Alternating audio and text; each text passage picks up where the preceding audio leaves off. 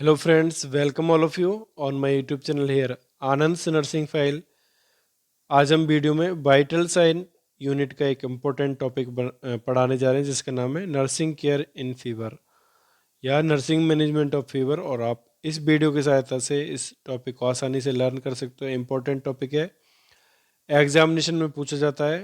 तो आप वीडियो को ध्यान से देखिएगा, वीडियो को लाइक कीजिएगा, और यदि आप हमारे यूट्यूब चैनल पर नए हैं तो प्लीज़ चैनल को सब्सक्राइब कीजिएगा। तो आइए देखते हैं यहाँ पर नर्सिंग केयर इन फीवर और nursing management of fever. Nursing care in fever या nursing management of fever examination में पूछा जाता है, इंपॉर्टेंट क्वेश्चन है। तो देखते हैं यहाँ पर, इसमें फर्स्ट है यहाँ पर regulation of the body temperature, means body temperature को नियंत्रण करना। तो इसके अंदर देखते हैं care of the client in fever focuses on reducing the elevated body temperature. तो नर्सिंग केयर का मेन उद्देश्य है कि क्लाइंट का मीन्स मरीज का बॉडी टेम्परेचर हमको कम करना है। जो एलिवेटेड टेम्परेचर है मीन्स तो शरीर का तापमान बहुत अधिक बढ़ गया है, उसको कम करना है। When A clients temperature is moderately elevated, various method of various method of reducing the temperature में बी स्टार्टेड। जब पेशेंट का टेम्परेचर थोड़ा हल्का बढ़ जाता है तो यहाँ बहुत सारे मेथड्स हम टेम्परेचर रिडक्शन के लिए यूज लेते हैं।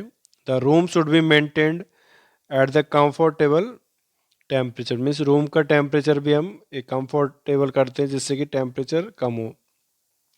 Next, the room should be well ventilated, means room में जो हवा का आगमन है और निकास है वो एक अच्छा वेंटिलेटेड हो। Next, the blanket and excess clothing should be removed, और यदि पेशेंट के ऊपर हमने ज़्यादा ब्लैंकेट या बहुत अधिक चादर इस तरह से डाल रखे तो उनको भी रिमूव करना है। But prevent the client from getting dropped, और क्लाइंट को हमको रोकना है मीन्स बिल्कुल एक तरह से कुछ भी, इस एक है तो हल्का सा चद्दर इस तरह से हमको रखना है, मीन्स सब कुछ नहीं हटाना इस तरह से। Next, the various methods use for cooling the body temperature.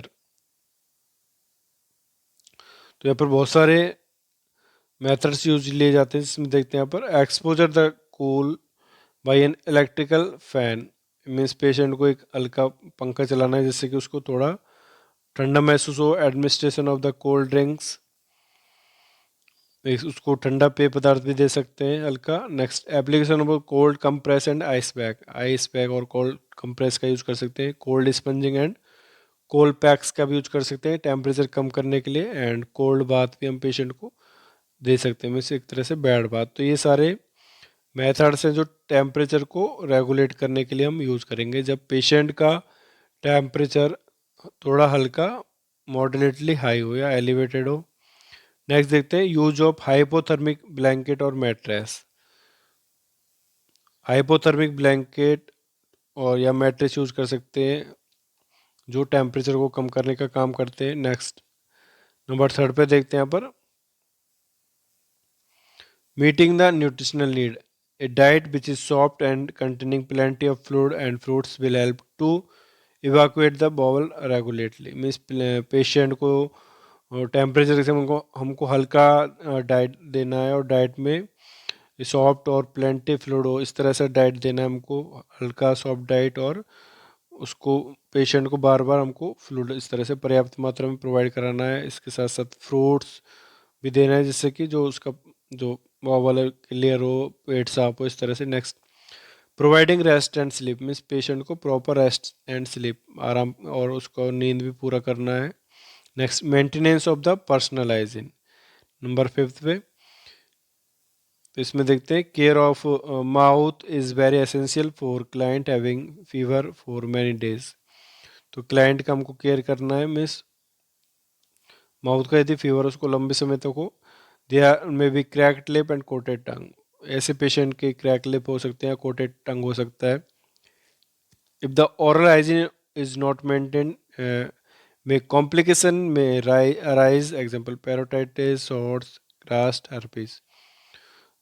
तो यदि हमने प्रॉपर पर्सनल हाइजीन नहीं की तो पेशेंट के कुछ कॉम्प्लिकेशन हो सकते हैं, जैसे पेरोटाइटिस होना, inflammation of the parotid glands, arts होना, क्रस्ट हर्पीज होना। Next, number six, safety factor, never leave the client with high fever alone, means यदि क्लाइंट को यदि बहुत अधिक टेम्परेचर, उसको अकेला नहीं छोड़ना है. Rigors and convulsions may occur at any time, and the nurse should keep all the articles ready to act quickly on such occasion. Means patient को हमें कभी भी अकेला नहीं छोड़ना है जब पेशेंट का टेम्परेचर बहुत हाई हो. मीन्स उस कंडीशन में पेशेंट को राइगर आ सकता है, means sudden severe attack of shivering या कन्वल्सन आ सकते हैं.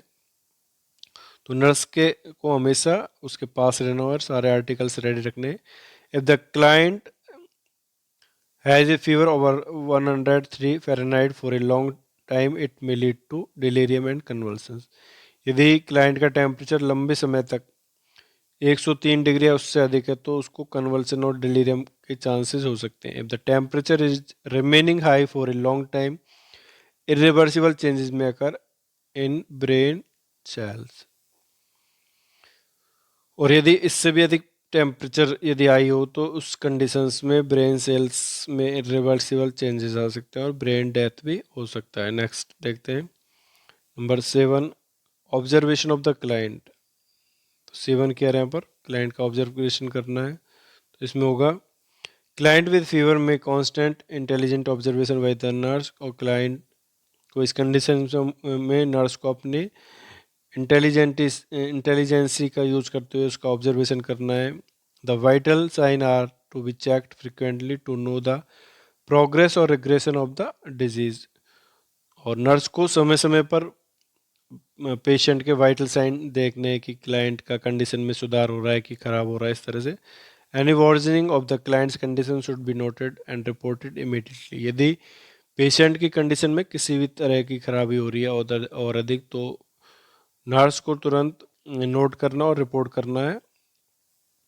When any type of cold application is applied, the temperature should be taken by rectal method to get an accurate body temperature measure and evaluate the urine output periodically. यदि fever वाले patient के लिए हम cold application use करें तो कभी भी हमें टेम्परेचर ओरल नहीं लेना है, एक्सरे नहीं लेना है. उस कंडीशंस में हमको रेक्टल मेथड से टेम्परेचर यूज करना है. मीन्स रेक्टल मेथड से टेम्परेचर लेना है, रेक्टल टेम्परेचर, क्योंकि इस तरह का टेम्परेचर में एक्यूरेट रीडिंग हमको देखने को मिलेगी.